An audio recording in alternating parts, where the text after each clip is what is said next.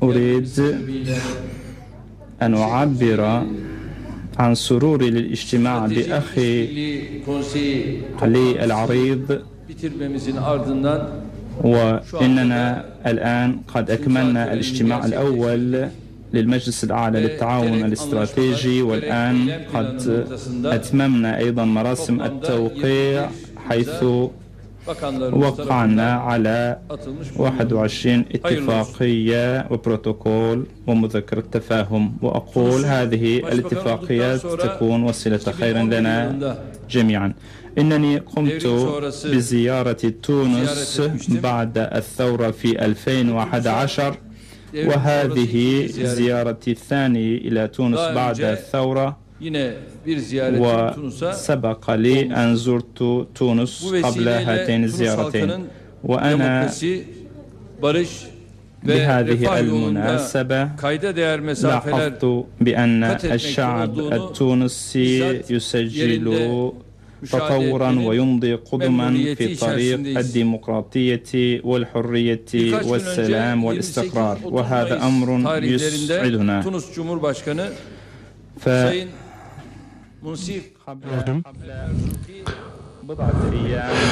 Birkaç gün önce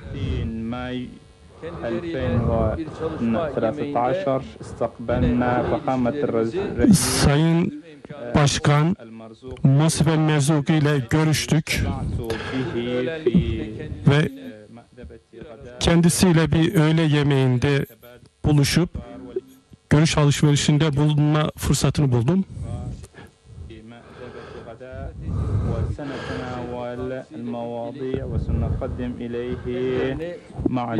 Ve tekrar kendisiyle görüşüp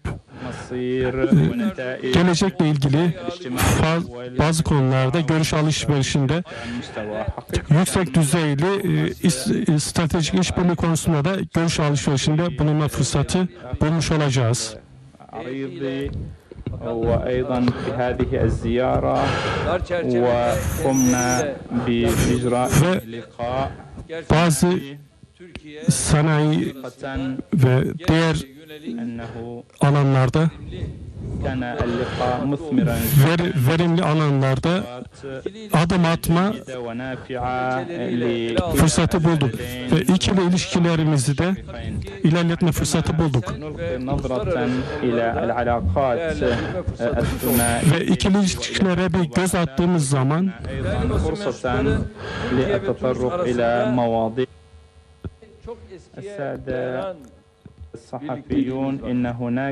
genişletilmiş işbirliği konusunda adım atabileceğiz.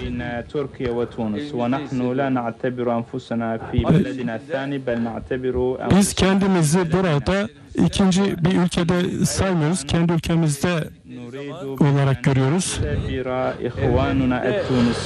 Ve Tunuslu kardeşlerimizi kendilerini de, Tunuslu kardeşlerimi de Türkiye'ye geldikleri zaman kendilerini kendi ana vatanlarında, evlerinde hissetmelerini istiyoruz. Kültürel mirasa sahip çıkmamızın da gereğine inanıyoruz. Ve biz aynı şekilde ortak kültürümüze de ortak çıkmanın gerekliliğine inanıyoruz. Bu da iki Türk ve Tunus halkı arasındaki kültürün olduğunu söylüyoruz. Ve buradan şunu da söylemek istiyorum. Türkiye güçlü duruşunu, adımlarını Tunus'un yanında hissettirmiştir, göstermiştir. Ve Türkiye Cumhurbaşkanı bir ziyarette bulunmuştur. Bu bütün bir açıklıkla iki ülke arasında bulunan güçlü ilişkilerin göstergesidir.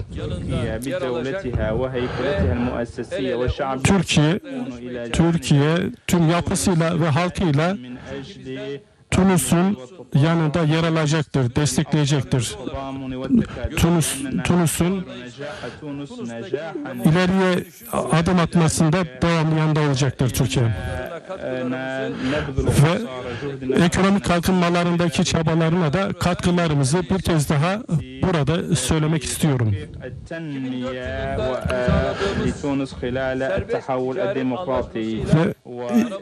2004 yılında imzaladığımız anlaşmalarda ve ondan doğan anlaşmalardan doğan neticelerin üzerinde pek durmak istemiyorum. Ancak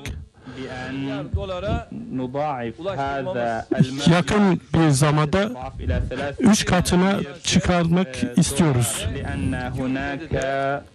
Çünkü her iki ülkede de bunu sağlayacak bir güç var. Şu anda Türkiye 50 Türk firması Tunus'ta faaliyettedir. Bunu da bunların yatırımları da oldukça yüksektir. Ve ben şu anda 215 iş adamıyla beraber geldim. Bu da değişik sektörlere mensup iş adamlarıyla beraber geldim. Ve kendileri Tunuslu meslektaşlarıyla görüşmeler gerçekleştirmişlerdir.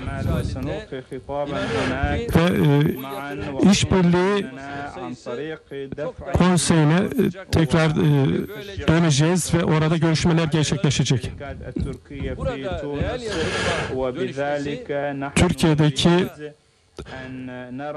Türkiye'deki Tunuslu şirketlerin de işlerini geliştirmesi fırsatı olacaktır. Bunlar her iki ülkeye büyük imkanlar sağlayacaktır.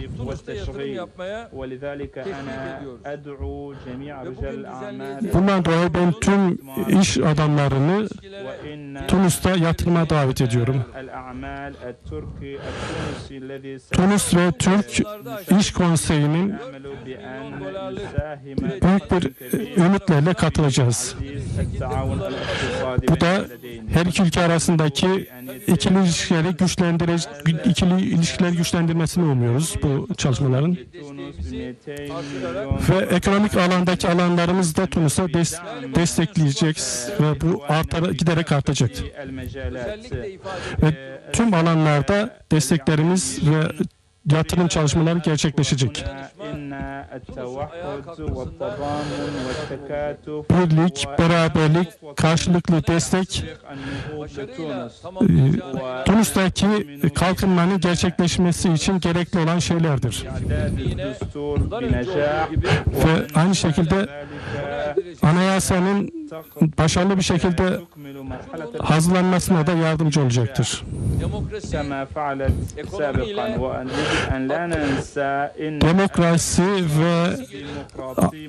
Demokrasi ve ekonomi beraber giden konulardır. Bunların dengeli bir şekilde gitmesi lazım.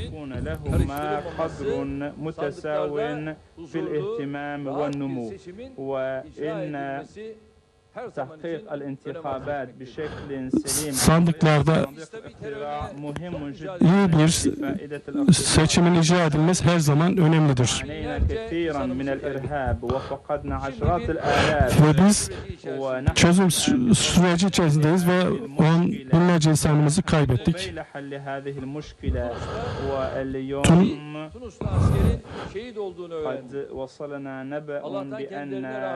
Tunus'ta bir askerin şehit olduğunu öğrendim. Allah'tan kendisine rahmet diliyorum ve yaralılara Allah'tan şifa diliyorum. Ve tüm Tunuslu kardeşlerime burada özellikle şahsım ve bakan arkadaşlarım ve milletim adına şükranlarımı sunuyorum. Esselamu Aleyküm ve Rahmetullahi ve Berekatuhu.